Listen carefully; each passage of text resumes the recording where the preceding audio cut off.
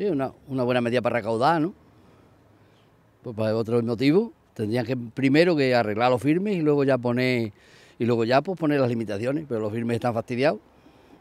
O sea que lo más correcto sería que, vamos, para mí yo pienso que es para recaudar, ahora ya cada uno que piense lo que quiera.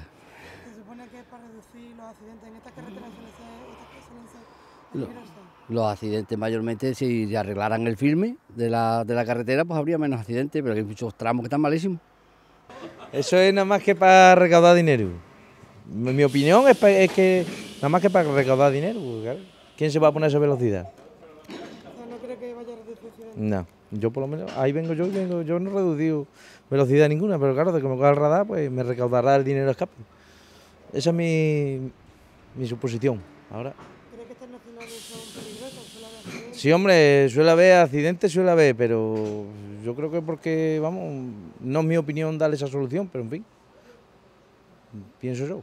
Pero que si el tema es la concienciación de la sociedad, ¿sabes? Que porque nos bajen la velocidad no van a ir más despacio, ¿sabes? Y no creo que se vayan a reducir los accidentes.